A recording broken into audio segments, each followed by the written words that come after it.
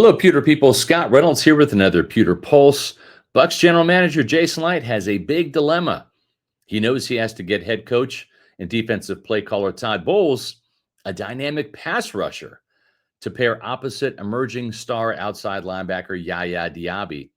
But how will Licht accomplish this during the offseason? Will he spend another premium draft pick on a pass rusher? Or will he trade for a veteran or sign one in free agency? That's the topic of today's Pewter Pulse, and I'll get to that in just a moment. First, I ask you to hit the thumbs up button and give us a like. Also, leave us a comment. Please, doing those two things helps us with the YouTube algorithm, gets us in front of more awesome Bucs fans like you, and helps us grow our Pewter Report TV YouTube channel, which is almost at 18,000 subscribers. So please hit the subscribe button as well. Okay, Jason Licht, what are you going to do this offseason? What are you and the Bucs brass up to? How are you going to get Todd Bowles that elite edge rusher that he needs to pair along with Yaya Diaby for the 2025 season? Let's take a look at the three avenues that Licht has at his disposal. You can't fault Jason Licht for trying. Ever since Shaq Barrett and Jason Pierre-Paul helped Tampa Bay win Super Bowl 55, the Bucs GM has been trying to find new outside linebackers that could get to the quarterback and be the next double-digit sacker for Todd Bowles. He spent a first-round pick on Joe Tryon-Shoyinka in 2021, fresh off the Super Bowl. And when it looked like he wasn't going to be the answer, Licht drafted two edge rushers in 2023, and Diaby, a third-rounder, and a sixth-rounder in Jose Ramirez. Diaby has star power, made big strides in 2024. But the jury's still out on Ramirez, who is yet to develop and has been stuck on the practice squad over the last 2 years. Not a big surprise, considering he's a late day 3 pick. Then with Shaq Barrett declining to the point where the Bucs released him last offseason, Licht spent a second-round pick on outside linebacker Chris Braswell last April and also signed veteran Randy Gregory just before the draft. Now, we know Gregory never panned out, and he's out of football, so that was definitely a miss right there.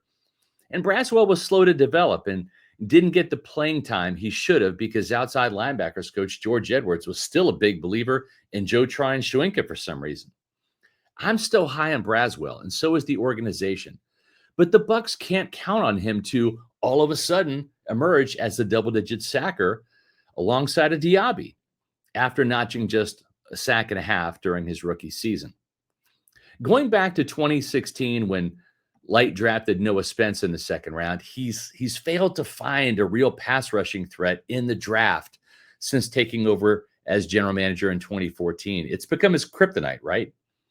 But remember, Licht struggled to draft a running back for years too. There was Charles Sims and Jeremy McNichols and Rojo, Ronald Jones, and Keyshawn Vaughn. They were all misses until he finally hit on Rachaad White in 2023 and Bucky Irving in 2024. He even found Sean Tucker as an undrafted free agent.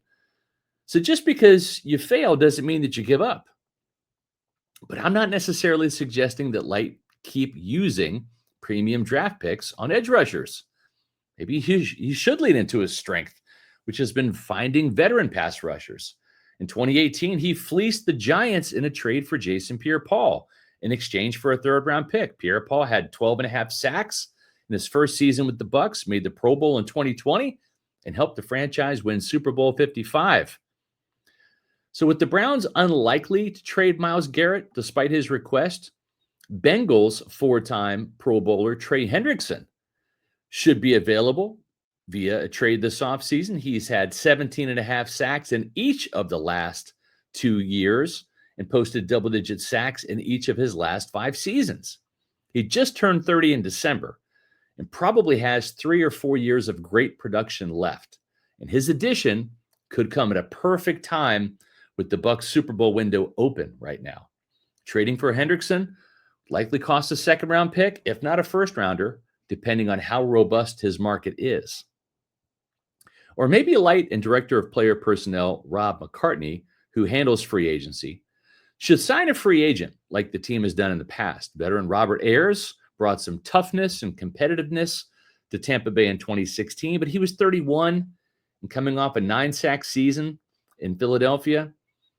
He had, actually with the Giants, and he had 6.5 sacks in his first year with the Bucs before succumbing to injuries and retired after a 2-sack season in 2017. Vinny Curry, who did come from Philly, was hurt too much in his lone season in Tampa Bay in 2018 and managed just 2.5 sacks. But Licht hit the jackpot with Shaq Barrett. That's right. Shaq Barrett became a 2-time Pro Bowler for Tampa Bay. And in his first season with the Bucs in 2019, led the league with 19.5 sacks, which is a new single-season franchise record. And, of course, he also played a part in helping win Super Bowl 55. There are a couple interesting free agent options this year, including Chargers edge rusher Khalil Mack and Eagles pass rusher Josh Sweat, who's fresh off a Super Bowl championship. Mack is more accomplished, but at age 34, how much fuel does he have left in the tank? He posted 17 sacks in 2023, but just 6 last year, and really was a Bucs non-factor in their win out there in LA this year. Still, he could serve as a valuable mentor to Yaya Diaby and Chris Braswell and maybe produce 6 to 10 sacks this season. Sweat, who played college football at Florida State, is a much younger option. He turns 28 in March. He had an 11-sack season in 2022, followed by 6 sacks in 2023, and then 8 last year. But Sweat came through big time in the Super Bowl with 2.5 against Patrick Mahomes and the Chiefs. That only boosted his asking price. Either Sweat or Mack will cost just north of $17 million per season, but there's always a buyer beware message when it comes to free agency.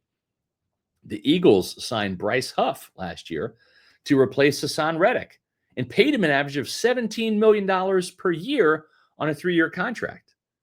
Huff, who was coming off a 10-sack season with the Jets, only notched a couple of sacks and was so bad this year that the Eagles made him inactive for the playoffs and the Super Bowl. It will be interesting to see if Licht does make a trade for Trey Hendrickson or another pass rusher like he did for Jason Pierre-Paul years ago, or if he makes a big splash with an experienced veteran in free agency. Jason Licht loves his draft picks, though, and he may not want to part with any of them, so that may be why he opts not to trade, or maybe the trade compensation amount is just too high for a player like Hendrickson or somebody else. With as many draft hits as he's had over the years, it's hard to argue with that philosophy for Jason Licht. Maybe Licht rolls the dice again on a largely unproven pass rusher, hoping to find the next Shaq Barrett, but that comes with some risk.